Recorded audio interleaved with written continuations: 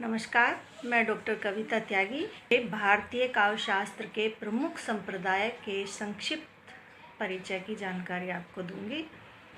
संस्कृत काव्यशास्त्र काव्य और नाटक से संबंधित सिद्धांतों का एक अमर कोश है। इस शास्त्र का प्रथम उपलब्ध ग्रंथ नाट्य शास्त्र है, जिसके प्रणेता भरत मुनि को माना जाता है।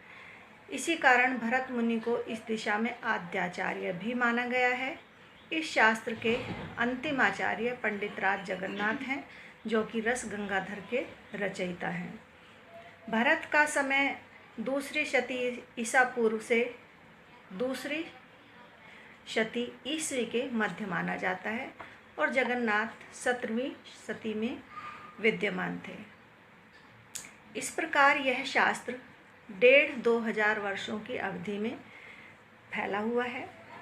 भरत मुनि से लेकर पंडित राज जगन्नाथ तक लगभग 1500 वर्ष तक फैली हुई संस्कृत काव्य शास्त्र की परंपरा में जिन काव्य सिद्धांतों का प्रतिपादन और खंडन मंडन होता रहा है, उन्हें भारतीय काव्य शास्त्र के संप्रदाय कहा जाता है। संप्रदाय का अर्थ गुरु परंपरा से प्राप्त मंत्र या सिद्धांत होता है। गुरु शिष्य परंपरा से किसी एक विचार को स्वीकार करके उसको मथ कर चमकाने वाले और आगे बढ़ाने वाले विद्वान लोग एक संप्रदाय के कहलाते हैं। उदाहरण के लिए हम अलंकार संप्रदाय को ले लें तो हम जानेंगे कि इस संप्रदाय की स्थापना भामा ने की थी। दंडी, उद्भट, रुद्रक, रुय्यक आदि अनेक प्रतिभाशाली व्यक्तियों ने भामा की स्थापना को आगे बढ़ाया और यह चिंतन परंपरा आधुनिक काल तक लगातार निरंतर चली आ रही है। इस प्रकार अलंकार संप्रदाय से तात्पर्य उन विचारकों की एक गुरु शिष्य परंपरा से है, जिन्होंने रस और ध्वनि के सिद्धांतों के प्रतिष्ठित हो जाने के पहले भी और बाद में भी अलंकार को ही काव्य की उत्कृष्टता का साधन माना है। भामा के अनुसार अलंकार ही काव्य का अनिवार्य प्राण तत्व है। ये संप्रदाय मुख्यतः 6 हैं। सबसे पहला रस संप्रदाय है, इसके प्रणेता भरत मुनि माने जाते हैं।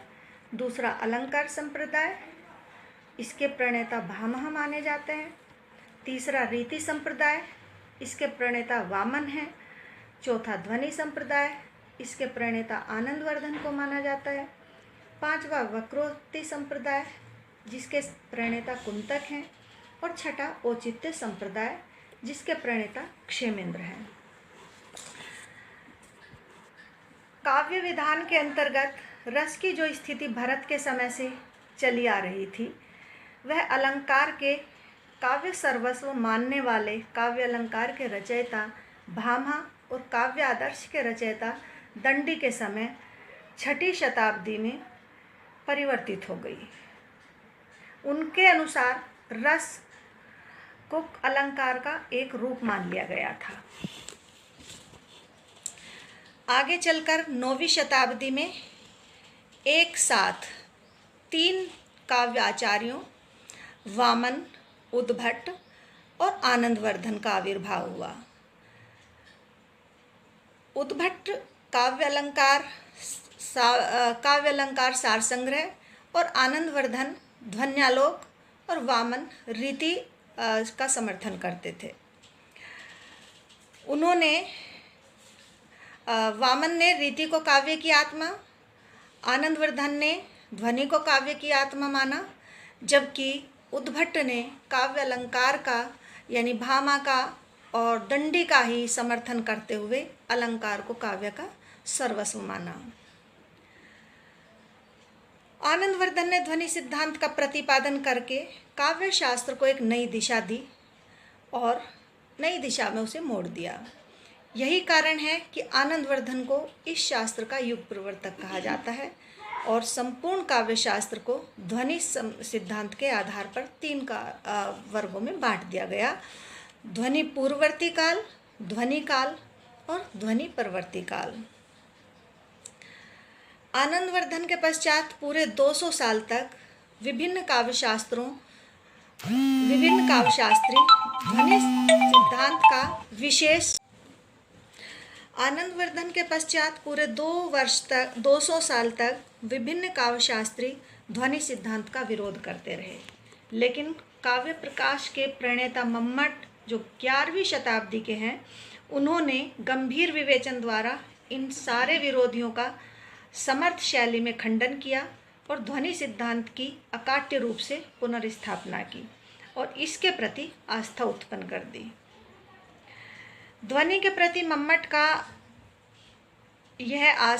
की यह आस्था अगली 6 शताब्दियों तक निरंतर बनी रही, यहाँ तक कि अलंकार को काव्य का अनिवार्य अंग स्वीकृत करने वाले चंद्रालोक के रचयिता जयदेव 13वीं शताब्दी, इन्होंने भी अपने ग्रंथ में ध्वनि प्रकरण को स्थान दिया। ध्वनि के स्थान पर रस को काव्य की आत्मा घोषित करने वाले साहित्य दर्पणकार विश्वनाथ 14वीं शताब्दी से रस को ध्वनि का ही एक भेद मानते थे। संस्कृत के अंतिम आचार्य जगन्नाथ ने भी ध्वनि सिद्धांत का पूर्ण समर्थन किया। इन आचार्यों में भरत, जो रस के प्रणेता थे, भामा, जो अलंकार के प्रणेता थे, वामन रीति के प्रणेता, आनंदवर्धन ध्वनि के प्रणेता और कुंतक वक्रोक्ति के प्रणेता। इनको काव्यशास्त्री के उद्भावक आचार्य माना जाता है, क्योंकि इन्होंने किसी न किसी नए काव्य सिद्धांत का सर्वप्रथम व्यवस्थित विवेचन प्रस्तुत किया था। रुद्रट, मम्मट, विश्वनाथ, जगन्नाथ ये संग्रहकर्ता आचार्य माने जाते हैं, क्योंकि इन्होंने पूर्ववर्ती काव्यशास्त्री अध्ययनों सिद्धांतों का स्वच्छ और व्यवस्थित संग्रह प्रस्तुत किया था।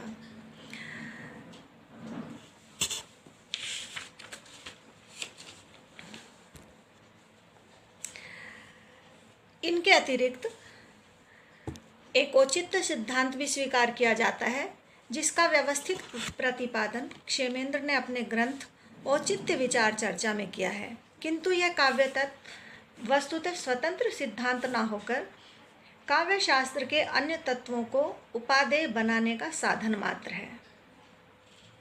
इस विद्या को काव्यशास्त्र का नाम देना अधिक उपयुक्त होता है, यानी कि साहित्य विद्या भी इसे कह सकते हैं और काव्यशास्त्र भी।